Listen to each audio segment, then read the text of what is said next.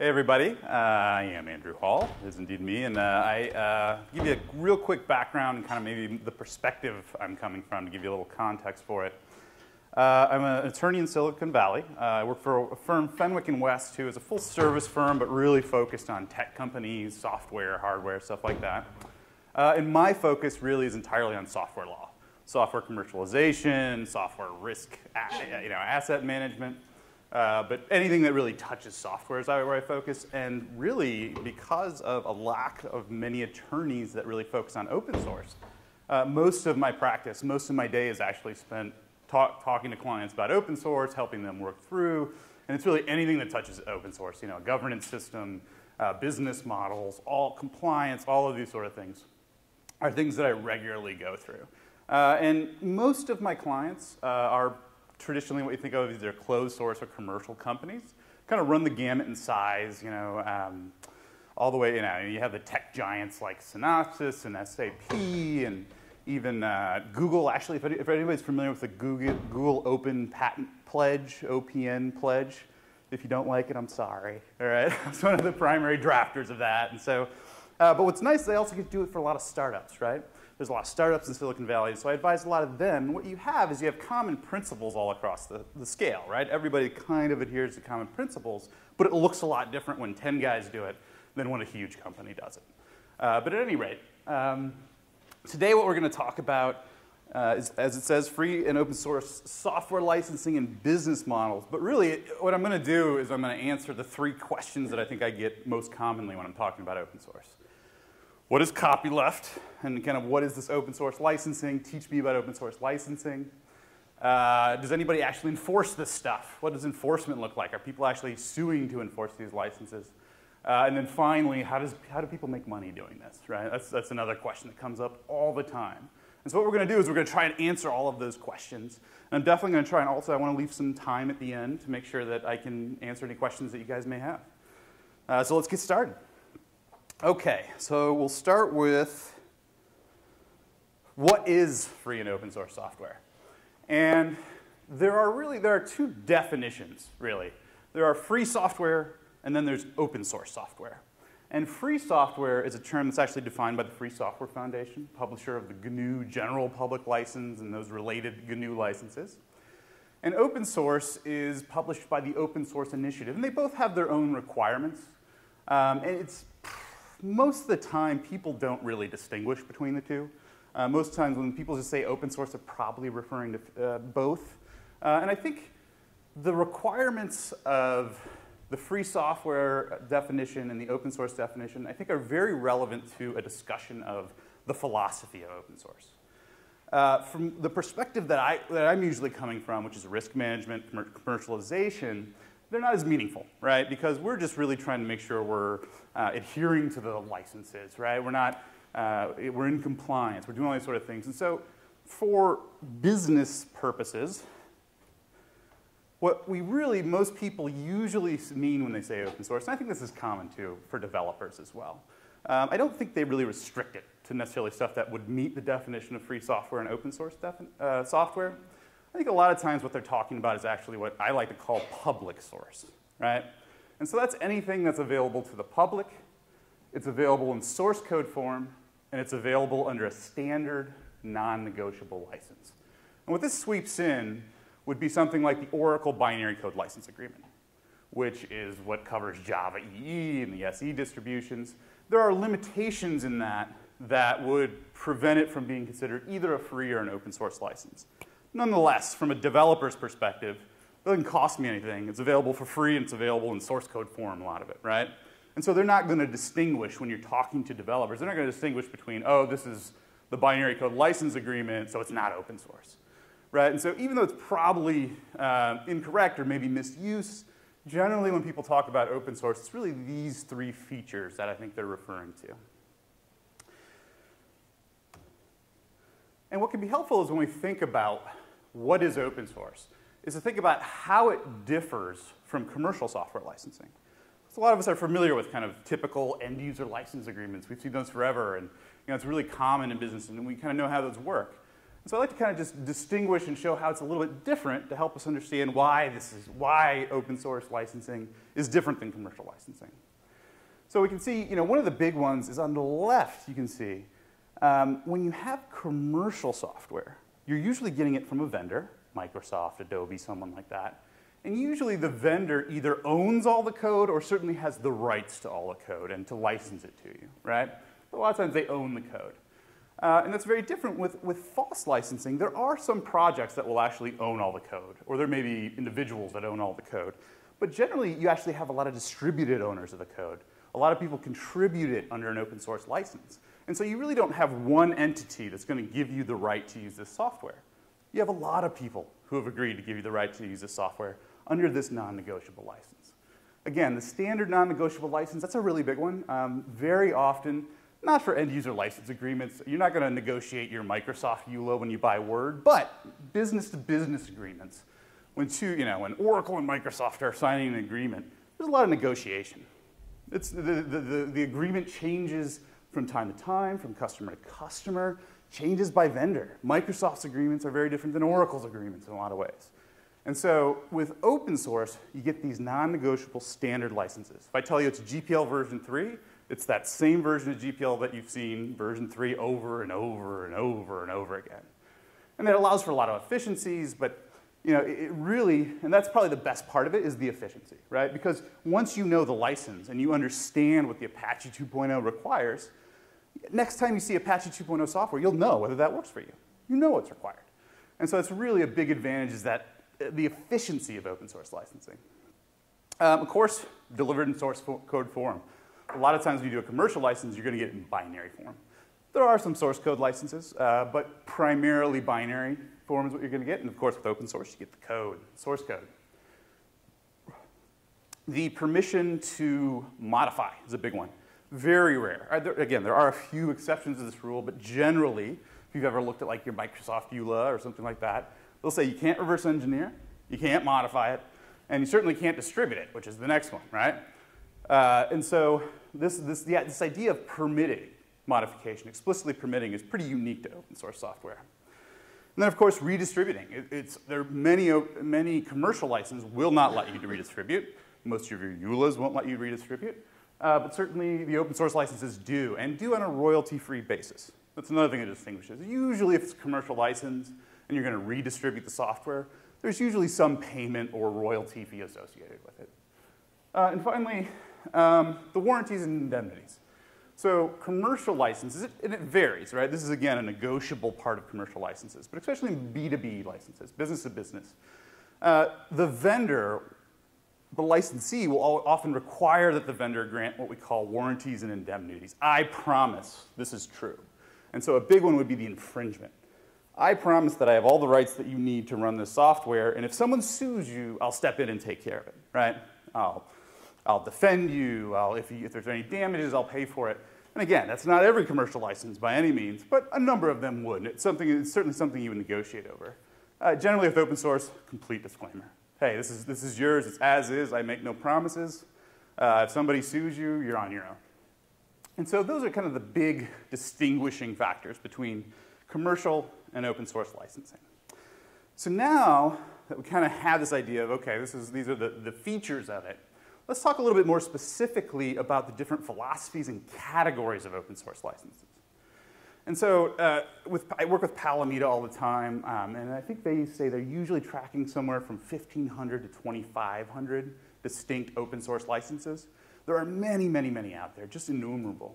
And so to try to catalog them and go through them one by one and talk about the difference between this one and that one, it's difficult. And it also, if you're thinking about building a policy or doing something like that, it becomes challenging, right? What you really need to do is come up with categories of open source licenses and then say, how do we use this category? How do we use this category? How do we use this category? And what it usually breaks down by is what we call the copyleft effect. And I'm sure everybody's probably heard of copyleft, and most of you probably know what it is, but you can understand, especially for commercial software companies, this idea of copyleft, where I'm going to combine my code and I might have to make it available, is a little scary, right? You might lose control of your IP. And so that tends to be the primary way that they distinguish these different licenses. And so what is copyleft? So as I mentioned, copyleft, and you'll hear other terms, hereditary, viral, reciprocal. Viral is a little, the community doesn't like that. The open source community doesn't like the use of viral generally, but you hear that used a lot. But the idea is when you use and distribute, really when you distribute mostly, sometimes when you host it in a network scenario, but usually when you distribute copyleft software, there's some obligation that software that you've combined with that copyleft software that you've put together with it. We'll talk a little bit about weak copyleft and strong copyleft, what's the difference. This idea of that combined software now has to be made available. You have to make it available in source code form, and you have to make it available under the same license, right? And so if I have GPL code and I've combined it in a way that requires it, now I have to say to the world, if you want this code, I will give it to you in source code form, and I'll give it to you under the GPL. And what it effectively does is preclude you from collecting licensing fees. Not always true, right? There are some people that have found ways to do it. Arguably, Red Hat kind of does that, although they use trademark licensing. But at any rate, it becomes very difficult when people can go out and get the stuff for free to say, you should pay me. And so that's why we'll talk a little bit later about how there are some ways, nonetheless, that companies will commercialize open source. But the standard kind of, you pay me $50 and I'll give you a copy of the software, can become very difficult when I can get it for free from somebody else. Why would I pay you, right? This guy's giving it away for free. So as I mentioned, the breadth of this effect, this combined software. So when we say combined software has to be made available, what do we mean when we say combined? Well, that varies by whether it's a strong copyleft or a weak copyleft license. And it varies somewhat by license, but they generally fall into one of these two categories. And generally, they work the same depending on what category it's in. So the first one is strong copyleft licenses. The GPL is going to be the most well-known of these. AGPL is another. And of course, the Creative Commons Share Alike license. Any of them that has the SA is another one. That's a copyleft license. And so with these, combined software means anything that's a derivative work. OK, moving on. Right? So the question becomes what? What's a derivative work, right? That's a hard question to answer, and the reason is that a derivative work is a defined term in the US Copyright Act. And if you look up in the US Copyright Act and you say, what's a derivative work? And go and it says, it's a work based on another work. That's it. That's all you got, right? It's based on another one. And so you're asking yourself, well, what does that mean to be based on? And that's really what judges have to struggle with. Right? And I think as Karen mentioned in the previous talk, it's not always the most comfortable fit. Software and copyright is not always the most comfortable fit. One of the reasons being is historically copyright was used to protect expression, books, paintings, movies, songs, right? And all of a sudden in the 50s, 60s, 70s, the software is becoming really, really valuable. And we say we need to protect this. And they say, OK, we're going to protect it as literature. But the problem is we don't, and that's what it is. It's a literary work. Primarily, that's the protection for software. But the problem is we don't value literary works and software for the same reason, right? We read Moby Dick because it's beautifully written. The prose is incredible, and it's the expression that the copyright is supposed to protect. I love you guys. I know you all write source code. I don't care how you write it, right? I want to know about the functionality of the software. That's what I care about. And functionality is something that's explicitly carved out from copyright protection. That's for the world of patents, right? We protect functionality through patents, expression through copyright. And so what ends up is judges are the ones who have to end up figuring out what that means. What does that mean, derivative works? And so far, there are not a lot of cases, and those that we do have reached some pretty inconsistent conclusions, right? It's hard to rationalize all those together and come up with a black line rule and say, OK, derivative works, not derivative works. And so generally, when we're looking at that, what we start looking for is consensus, right? What do the enforcers of the licenses think is a derivative work? What does the open source community think is a derivative work? What do businesses think is a derivative work? And can we find some consensus where we feel comfortable that even though we can't say for sure it is or isn't, we're within the box of what everybody thinks it is, right? Or what the enforcers think it is. And so we're in a safe zone. And I can tell you where it's really gray and where there's a lot of disagreement is whether linking to a library creates a derivative work. That's where the big fight is. And some people distinguish between dynamically linking and statically linking. which goes back more to how we think about books again, right? That's why they're doing that, because if you think about it functionally, what's the difference, right? You're putting a library in there. But that's where there's a lot of gray area. As you start drifting into like separate processes that are sharing data through common forms of inter-process communication, everybody starts agreeing, yeah, we don't think you're creating a derivative work. And in fact, if you go to the Free Software Foundation, the publisher of the GPL, and you go look at their FAQ, they have a statement in there to that effect. And they use that specific term, common forms of inter-process communication. They leave themselves a little wiggle room in case you're doing something kind of weird to get around it, right? But generally, if you're using sockets and pipes, and you have two separate apps that are just sharing data, general conclusion is, okay, yeah, you're not creating a derivative work. You're not going to have to release the code that is running next to this GPL program and sharing data with it. But as all attorneys say, case-by-case basis, go talk to your attorney, right? And then there is this idea, so I mentioned earlier, most open source licenses, really, and not just copyleft, most open source licenses, the obligations and restrictions of the license are triggered by distribution of the software, right? So usually you're free to use the software, and it's not until you actually give it to somebody else that now you have to do something. And if it's a permissive license, it might be you have to provide a copy of the license, provide a notice. If it's copyleft or a strong copyleft or weak copyleft, you probably got to provide some source code, right? But those are triggered generally by distribution of the software. And this is what's called the SAS loophole or the ASP loophole. And the reason this is important is if you're using a license that's triggered by distribution, like the GPL, and you're only using it in the cloud, nobody else gets a copy of it. I'm just going to use it on my servers. I'm not going to give it to anybody. And it's just going to run in my cloud. I can modify it. I can do whatever I want with it. And I'm not obligated to make those available. You can argue whether I should or shouldn't, but I'm not obligated to make those changes available or the combined software available. It's not until I distribute that software into the GPL that now I have that obligation. Primary exception to this distribution, primary exceptions, AGPL. So hosted uses, basically you can think of the AGPL as the host, where the GPL is triggered by distribution, just add a trigger for hosted use. If you're using it in a network scenario, you've also triggered it under the AGPL. The other one is Creative Commons Share Alike licenses version 3.0 and later. So version 3.0, they introduced this idea of the hosted use also having a copyleft effect. So, weak copyleft. So weak copyleft licenses, and there are a number of examples. LGPL is the GNU weak copyleft license. The Mozilla public license was really a very influential license. And so the Common public license, Eclipse public license, and my favorite name, the Cuddle license. All of those were really kind of derivatives. You can think of them almost as derivatives of the MPL. Very similar in effect and in a lot of the definitions. But with these, where we were talking about combined software with GPL, this idea of derivative works. And we don't know exactly how far that goes, but it's this idea of I've put these together and made one program. And now the whole program is covered. Right? The intention of weak copyleft licenses is that you make the modifications to the open source available under the same license. And so it's a little bit narrower of a scope, right? It's not that you've combined it. In fact, most of them include some explicit permission to link against these libraries. They're typically used for libraries. But it's just now if you modify it, those modifications are what you're going to have to make available in source code form. And so it's a narrower impact. And again, as with the strong copyleft, it's usually triggered by distribution. Almost always triggered by distribution.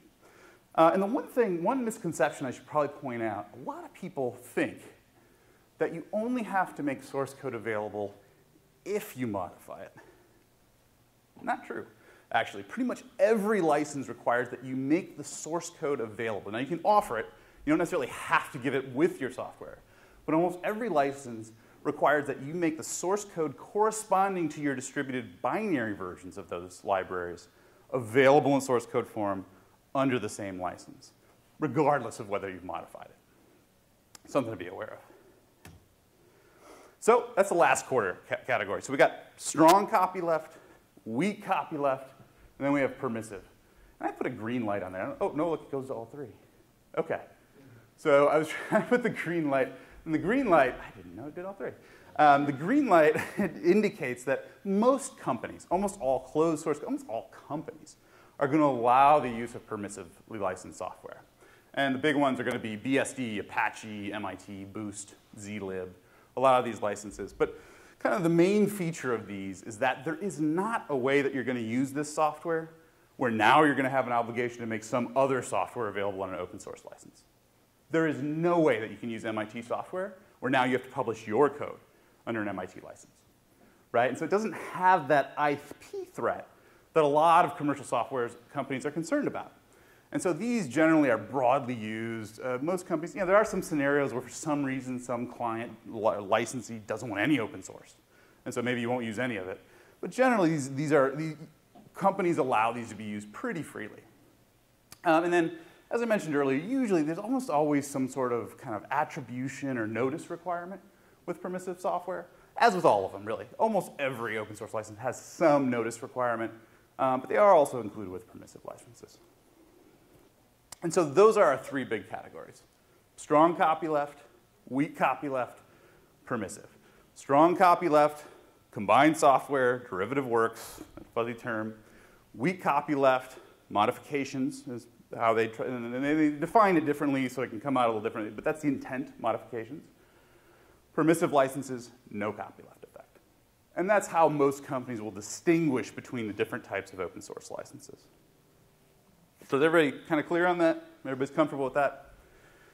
Okay, now, does anybody enforce these things, right? Tell me about if there are, okay, yeah, it says I got to do this. Well, what if I don't, right? Who's going to do something about it? Who cares? And the answer is yes. We do have some examples of license enforcement. And there are three types I'll kind of mention, or two types, actually. What I call community enforcement and then private enforcement.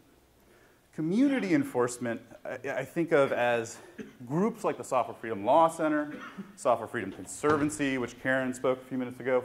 She now works with GPLviolations.org over in Europe, and actually the Free Software Foundation Europe. You could add that up there as well. But it's these kind of interest groups, community organized groups that are seeking to have the license. They want you to comply. That's the thing to keep in mind usually. With these enforcers, they're really not coming after you for money. Now, they might ask for some, right? They might say, hey, it costs us to enforce the license. I want you to cover it. But it's not the primary goal. The primary goal of these community enforcers is always just to get you to comply. We want you to provide source code when you're supposed to. We want you to provide notices when you're supposed to. And they really have been active and had a lot of success. To be honest, in the US, we had the Busy Box cases in 2007 where they sued Best Buy and Westinghouse and all these other companies. And every one of them, Westinghouse tried to do a little shell game, they lost. But the rest of them all settled, right? The rest of them all settled. And so a lot of success in kind of chasing down, and all of those were actually devices. They were devices that were being distributed with BusyBox, actually a Software Freedom Conservancy project.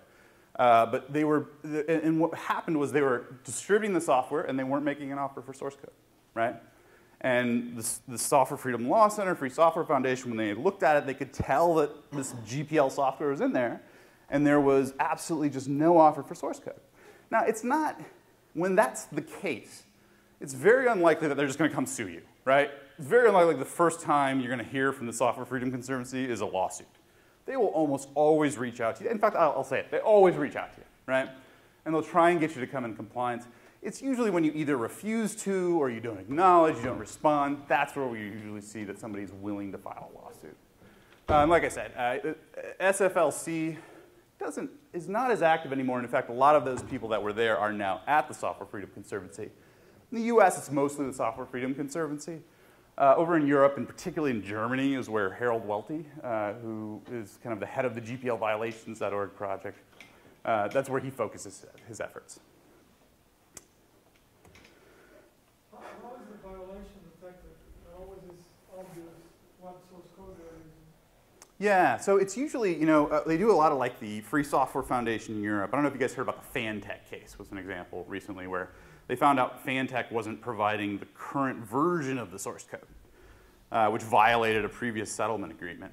And usually what we see hackathons, right, where basically a group of people will get together, they'll take apart some device, and they'll just start pull off the binary, start looking at them. And it's a little bit beyond my tech foo to know precisely what that looks like, but apparently it's not terribly difficult when you're looking at the binaries to detect that, oh, this is a GPL program. And it might be the names, it might be the behavior, But apparently it's not terribly difficult to do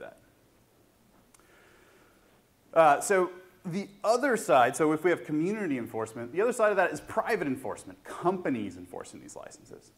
And we see that in a few different instances. We see that when companies dual license the code, and we're going to talk about that a little bit more in a minute, but companies like Oracle does a lot of dual licensing, and there are many others.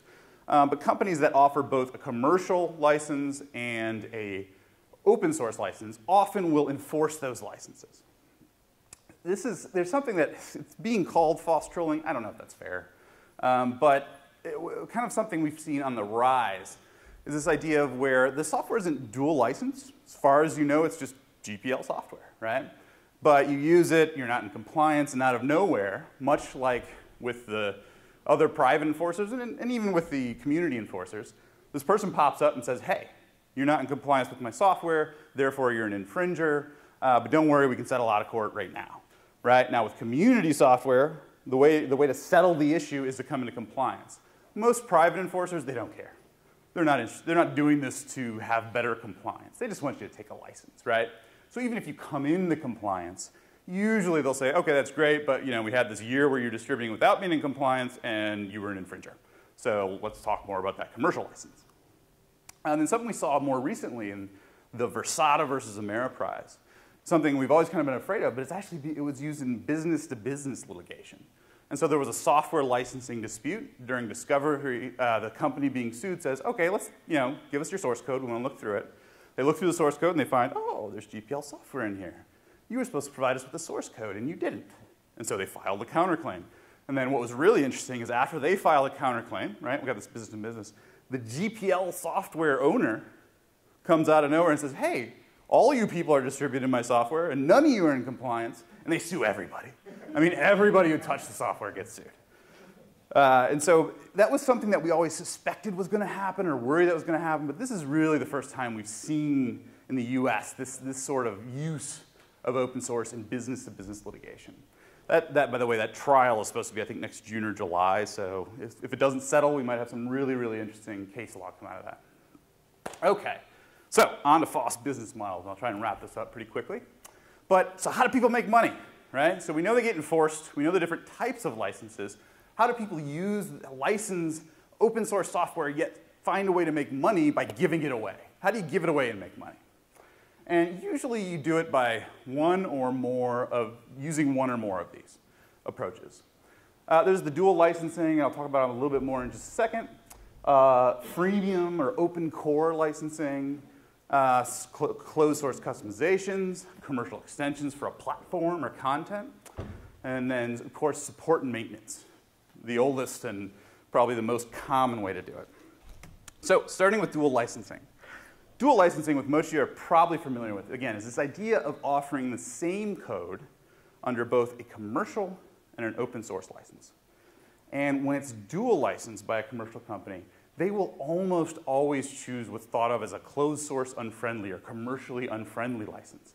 So it's almost always going to be GPL or AGPL or something that for a commercial company that wants to modify it and combine it with their software, they don't want to make their source code available. And so to avoid those effects that the companies don't want to deal with, they can take the commercial license and not have to comply, right? And so it's a way to kind of drive up adoption, get your product out there. And that's the best thing. For open source licensing for companies, it's really all about adoption. That's the best thing that'll do is drive adoption.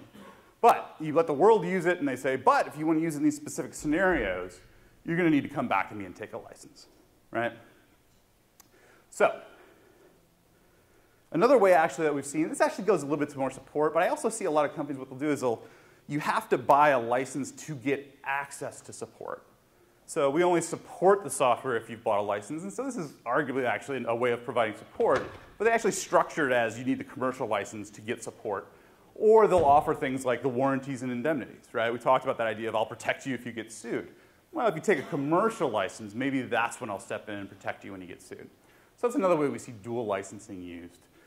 Really for all of these, the commercial challenge, it's not challenges in general, but the challenge to the commercial companies, this idea of, hey, once you put it out there in open source form, somebody else can always fork it and say, okay, well, I'm going to do a different project, then I'm going to give everything away under an open source license or another commercial license.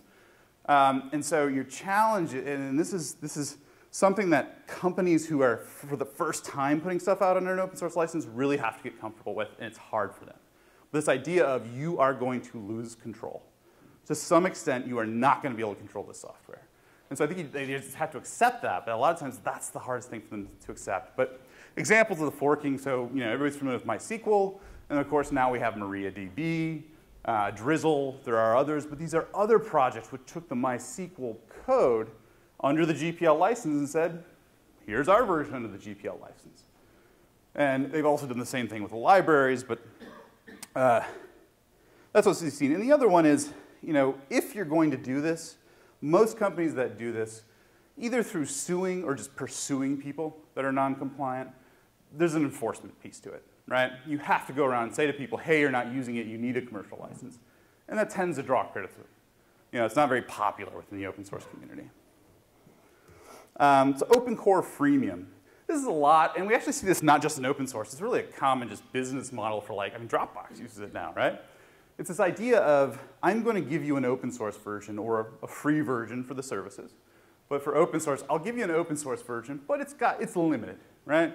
It has the basic functionality, but if you want to use it in an enterprise situation, you want to use these enhanced features, you're going to need to take a license to our commercial version. And so this is, again, SendMail, Oracle does this with Java, SourceFire, Snort, Qt, Sugar CRM. These are all examples of companies. They put out a base package under an open source license. And everybody likes it. A lot of people use it. And for a lot of people, that's enough, right? But especially for enterprise users where maybe they need some enhanced functionality, they need better scalability, those features are held back. And those are licensed under a commercial version. So same thing. The challenges are this idea of forking other people. A lot of times, hey, you have a commercial version, and somebody takes the open source version and says, I can make that like the commercial version, and you get an open source community that pops up and is competing with you, essentially. So again, it's one of the challenges, but there's nothing you can really do about it. Open platform. So this is the idea where you provide a platform, right, under an open source license. Android is one that we would all know. Eclipse is another one. WordPress. Here's a framework for everybody to use. It's under an open source license. And then what you do generally, the companies will do, is they sell plugins, commercial plugins, or commercial extensions. Or in the case of Android, if people are using the platform and they're selling content through it, they get a piece of that, right? But it's this idea of, I want the whole world to adopt this platform, and then I'm going to sell things that make this platform better, right? And again, same challenges. Other parties are going to step in and offer those. If you offer a commercial plugin, you may see an open source version pop up before too long where somebody's developed something that does something very similar. Closed source customization. And we've seen this with the rise of a lot more like Apache 2.0 licensing, like with Hadoop. But what we see is when, with dual licensing, you have the copyleft requirements that a lot of companies don't want to deal with. Right? They don't want to do it, so they'll pay you to take a commercial license. When you have the Apache 2.0 or like an MIT or a BSD license, you really don't have those restrictions. We kind of talked about those are actually very easy usually to comply with. You just got to provide some notices. And so what we've started to see more and more of are companies that take these permissively licensed packages and then come up with a customized version. And so this is what Cloudera, Hortonworks, MapR, Amazon Web Services, they all have a Hadoop distribution now, right?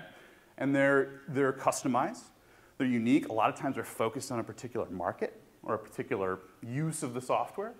But they sell a closed source version, customized version of the open source software. Same thing that DataStax did with Apache Cassandra and Amazon, right? The Kindle Fire. Amazon took Android, they use it for their purposes, and they use it for the Kindle Fire. So again, similar challenges are going to be competitive services, forks, all that good sort of stuff. And the other issue is, a lot of the reason people like open source software is this idea of not being dependent on any particular vendor. Well, you kind of lose that, right? If I'm going to pay for a customized version, I don't know the source code, it's not under the Apache 2.0. If you go out of business, it's not like I can just start supporting it myself. So yeah. No, I'm reading on it. I was going to ask if GPL keeps this sort of thing from happening. It makes it harder. Yeah, it makes it harder. Not always, though, right? It depends on how the GPL software is used. right? Because if you're not creating a derivative work, I just need to be in compliance, right? It's not going to be a pain for me. I just got to provide source code, do those sort of things. If it's a library, for example, and I got a link against it, yeah, it's going to slow it down, right? Because you can at least make a reasonable claim that a derivative work has been created. And so the last one is the one we know the best. It's just providing related services, right? There's a really popular open source package. You know, Linux is a great example. And there are a lot of people who are happy to help you support and maintain it, to provide customization. And because, especially when these projects kind of reach critical mass, what you end up with is a lot of options, right? Which is really great. Because usually with a closed source vendor, it's like, well, I can go to the vendor, they'll provide support. Maybe there's some partner that provides support. But that's kind of it.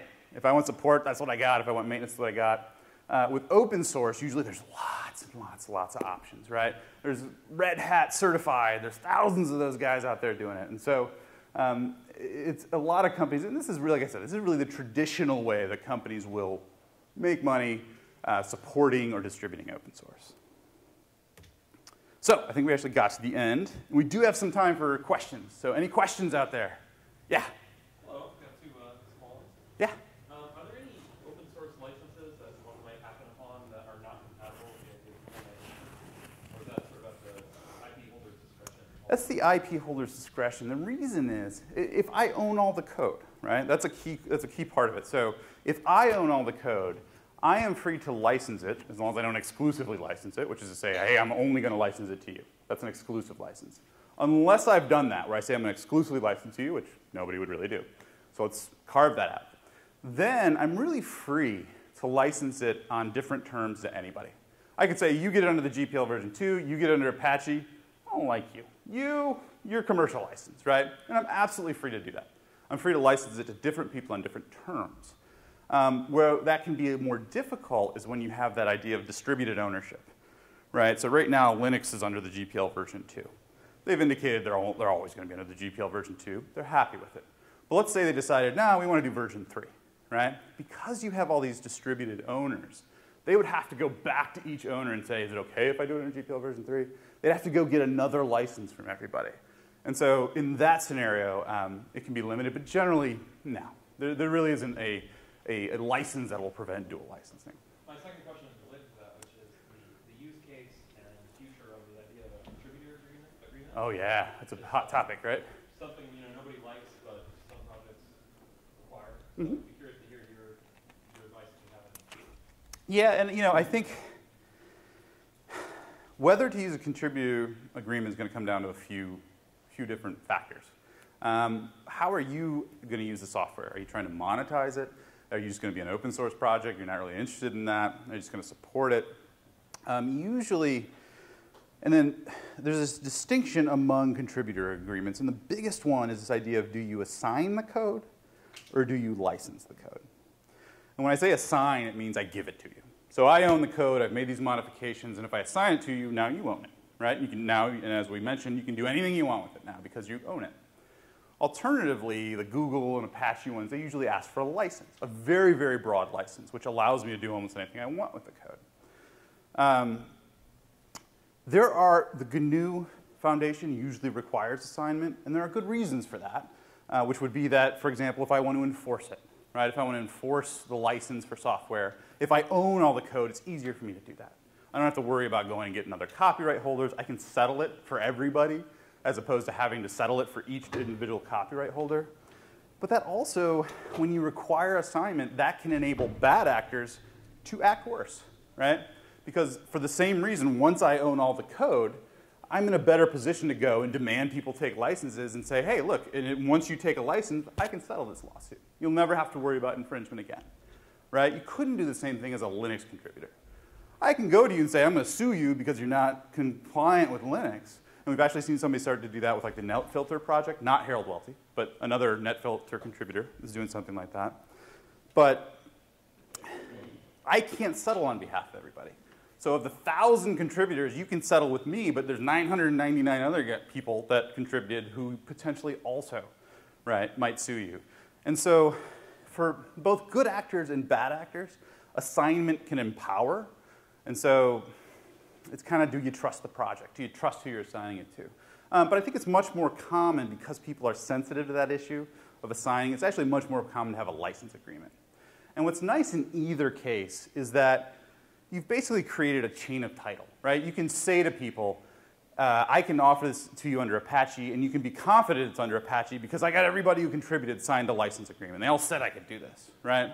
And so for corporate users who generally are a little bit more concerned with these licensing issues, it allows them to be comfortable, more comfortable, that all the rights they need are there. You know, within the community, what's the effective difference? It's something, honestly, I think more that people in the community fight about than something that has a palpable difference outside those scenarios that I talked about. Thanks. Yeah. Is no license the same thing as a passive license? No. And in fact, How do you know how to treat? no license? Yeah. So about 10%, let's say, of my day is a company coming to me and saying, I want to use this project. I don't see a license. And then what do? I go on I have a GitHub account. I go on and I email them. I say, hey, you know, my client wants to use this software in their commercial app. Are you okay? And I'll attach a license. I'll say, I've attached what I think is the right copy of the MIT or something like that. Are you okay with that, right? And a lot of times, actually, people who don't have any license are usually okay with a permissive license. And so a lot of times they're like, fine, yeah, that's fine, I don't care. But if you don't have any permission, you can't use it. So you're literally reaching out for permission for them to admit that, okay, Yeah. this is the license. Which license that you use, and then after that, you're good. Yeah, that's right. And so what I do is I go to the authors and I say, hey, can I use your software? Can I use it under this license? But until then, it's assumed strong copy left. It's not assumed strong copy left. It's that you don't have permission. You don't have permission. I don't have any permission, right? You don't have permission at all. No, until you give it to me. And so there's this idea of exclusive rights, right? If I'm the copyright holder, I'm the only one that can copy, distribute, make derivative works, publicly deform, and display. And if I'm the copyright holder, you may not do that. I can exclude you from doing any of those things unless I give you permission. And that's what we call a license, right? And so you need one. And without it, you don't have any permission. Now, you can ask yourself the question, if somebody didn't put any license on it, are they actually going to sue me? Right? Do they care enough to sue me? And that, you can debate that. But as far as legal theory, you need some statement of permission. Which goes back to, it might be open source, but you still don't have permission. Yeah. So, Oh, and I think somebody. Oh, yeah. Next. go ahead. Oh, sorry. Yeah, I think I went back. Yeah, I think you had a question. Yeah, how does this work if you're dealing with different countries, maybe old Soviet Union or some? Yeah. So, as an attorney, you're limited to advising people in the jurisdiction you're in. But what's nice about at least copyright law is through all these treaties, the Berne Convention and others, there are a lot of similarities throughout the world to every country that is signed on. But there are also very unique differences. A big difference in Germany and really the EU, for example, are your right to reverse engineer software. You have certain rights to do that, and in the US you don't have. And so if it's a more generalized consideration, a lot of times we'll go through it together, but if it becomes about those specific country-specific issues or a specific country as a focus of the company, a lot of times we've got to find local counsel to advise on that, somebody in Germany. And I think I'm done, but let me take one more question. I was just going to make the point that you're a lawyer, so it's billable hours. And oh, that's right, and I'm going over, right? Long. I got to go make somebody pay for this. All right, one last one, and then we'll do it. How can you determine whether someone has the ability to grant the license that they think they put on their software? For example, I work for a company, and not knowing any better, let's say I write a piece of software and then I put, it's CC, Yeah. but I can't do that. It's Mhm. Red Hats because I work for Red Hat. Right. How do you determine whether I have the right to make the license that I think I've made? There is and that's what we call provenance issues, right? What's the source of the code? What's the provenance? And with open source, there's inherently you're not going to be able to know. At some point, you really are not going to be able to verify that this software was contributed with the permission to do so, right? Contributor license agreements, which were we mentioned, those will often, you'll say something like, I warrant that I own this and I can do this, right? But still, if they don't have that right, what can I do? I guess I can sue the contributor, but how valuable is that?